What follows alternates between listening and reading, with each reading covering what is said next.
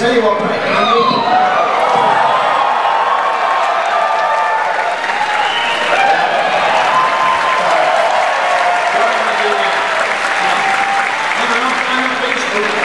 Well, when I was a kid, I just loved watching ninja movies, anything to do with kung fu. If anything had a karate kick in it, kung fu kick in it, or a ninja. And Star Wars, that kind of made me more determined to learn martial arts and gymnastics. I really wanted to do more gymnastics because of what Luke Skywalker was doing.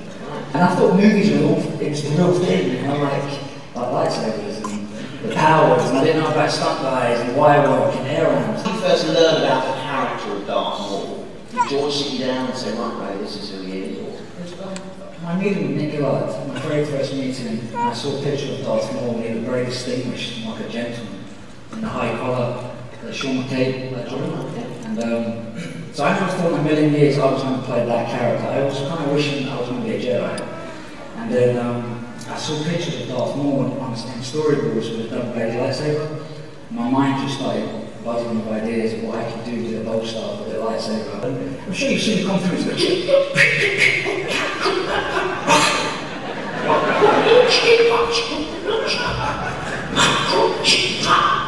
yeah, have you seen those ones?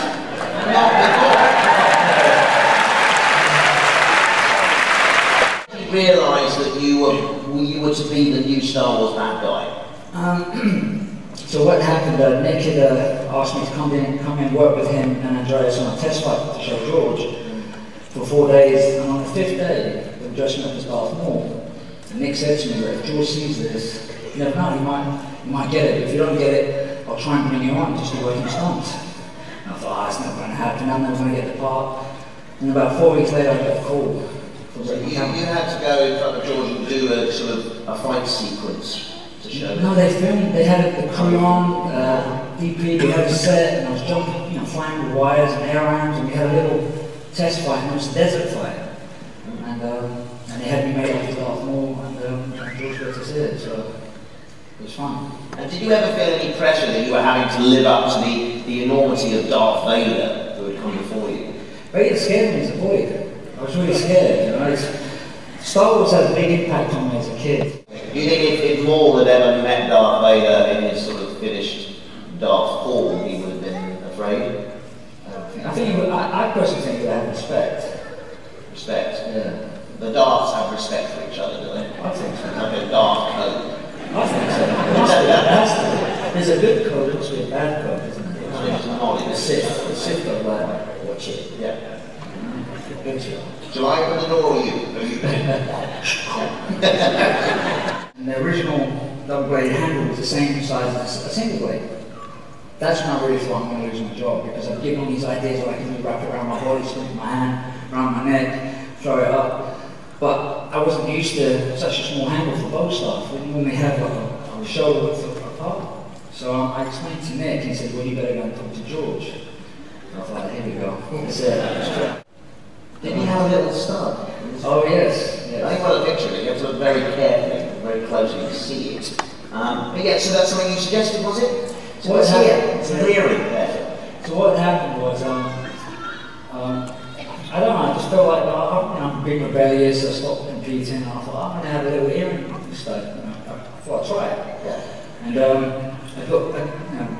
I had the part, but I didn't think about, you have to keep it in for 3 weeks for it not to affect your ear and mess up your cartilage or something like that. So then I was told we're doing a screen test that week, and I just had it pierced a few days before. I was so scared that I asked Paul Ingram, I'm going to take it out, but can you try and cover it up? And he was really calm about it, I said, don't worry, we'll just cover it up. So George was staring at me, and we're doing a screen, we were testing the contact lenses out for camera. And it wasn't the lenses that I'm wearing now, it was a different set of lenses. And he's just looking at me. And through the lenses, he's staring at my earring. Oh no, he's staring at the earring. Staring at the earring. So I got really nervous, and I brought it up. I said, yeah, I think your character would have it, don't they? Yeah! We talked about the character and the creation of the character, and we've even got a video clip that really takes us through that process now. Let's take a look.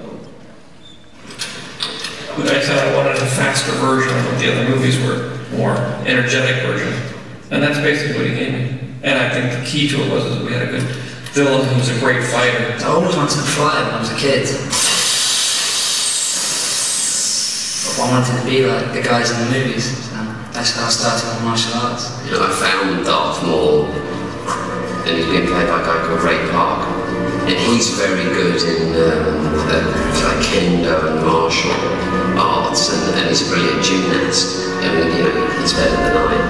We actually cast a villain who was a sword fighter. You know, when you have one of the characters who actually knows what he's doing and is really an expert at it, it definitely ups the ante for all the other actors to do their thing as well as they can, and I think it makes a big difference on the screen. We could see immediately he had the look, he had all the physical skill, he was incredibly disciplined, and the amount of work that this guy did was phenomenal. I mean, he put everything. He spent, 20 hours in the studio every day. The hatred that comes out of his eyes, there's no question that he is the serious bad guy. The makeup, which was beautifully done, instantly shows you someone who is the real menace, evil incarnate. I remember thinking, I'm looking up there as Darth Maul, I don't want to be something. I want to be an actor. I don't want to do that. Because I couldn't trust myself to line up the airbag and take that responsibility for myself, and then at the last minute when I'm going to do the stunt, I get really excited and I put more effort into it and I miss it. And it's happened to me on Mortal Kombat. I missed the pads and thanks to the stunt guys. They caught me mid-air, like 80 foot up, so I was like, after seeing that Dre's, I mean, as an actor, I'm sometimes asked to do my own stunts as well, and I've had to do high falls. I once had to jump off a coffee table. So these sorts of things, I don't know what you need. And when you get to that situation, you're all macho, and then you're faced with the reality, and you just do it. You request the old force push of the door. Oh, what happened was, you mean the doors? Yeah, we wanted to do the doors. Yeah, because in the previous movies, everyone had Vader was really good at force, crush you with his fingers and his thing and not touch you. And I was like, I'm Sith, I'm part of the dark side, don't I get to use the force? Yeah. And I remember that day. And you went and saw George. Yeah. George, what's what he said? And he said, what's up now? What's happened? I need to use the force. And then I remember him telling me, this is your mum, this is your force mum. And luckily I used two fingers. I just did that one finger. You'll have to teach it to me because I have a lot of trouble with automatic doors. You know the ones with the sensors? They never sense me. Literally, and I have to stand back and sort of do a little dance. And everyone inside the building is like, what's up with him out there? Hi, I'm not waiting. So you'll have to teach me where they are. It's the delivery. Deliberate, stand outside doing that and look even sillier. You look good doing that. That's what you do it, yeah. If you have a sword, you're doing a punch up. And I thought,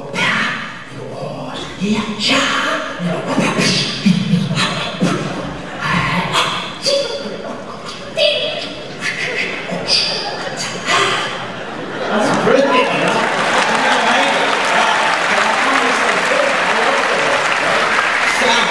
So I love getting asked to come back and do ADR for stuff I've done speaking, but just do the sound effects. I like that. Now, have you ever come across anyone in your everyday life who's been inspired by your work? I say you do all the time, don't you? It's nice. I get all the fans I meet. I like hearing, seeing the character when I was a kid when I was 5, changed my life, went into martial arts. Now I'm teaching at art school. I love hearing that because it really worried me.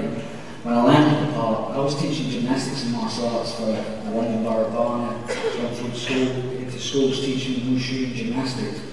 And as a kid, I used to think, if the person playing, if you were a bad guy in the movies, you're a bad guy. And so I didn't like what my kids thinking because I was the bad guy. You can't go to school and go, hey, I'm a new bad guy. And then you get kicked out of school, you're meant to go. So I was worried about that, how the kids would look at me. There was a scene for you that was actually quite difficult to get right, wasn't there? Which one's that? Well, it involved pulling a certain expression. Oh, yes. Remember what I mean? I do, yes. Tell us about that, right? Well, when you're playing in the playground, you're always the cop, the good guy. Yeah. And so when you're doing fight scenes, you never do the fight scene, you're doing the death. And, you're always the good guy. So you weren't used to in your playground games, you weren't used to dying. I wasn't used to dying, I was used to, in my mind was like, Superman, Batman kind of thing. And so I didn't know how I was going to do it. How do I do a death? Like, your face being cut in half with a lightsaber.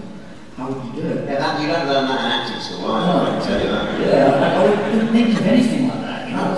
So what did you start out with on take one?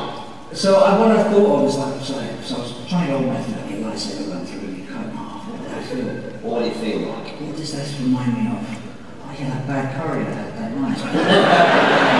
You're like, ugh. That's, I know it sounds a bit gross, but I'm trying to go, you know. He's back, this is his downfall, so, you know, there's a lesson in there, isn't there? Be good kids, otherwise they'll be chopped in half by a man with a ponytail. Oh my God. Yeah, I mean, that's the lesson, isn't it? Yeah. I think that's what George was trying to say when he wrote it. You ready, guys? I'm going to watch you. So you can do it? Ready? 1, 2, 3. That's it. Go together. 4, 6.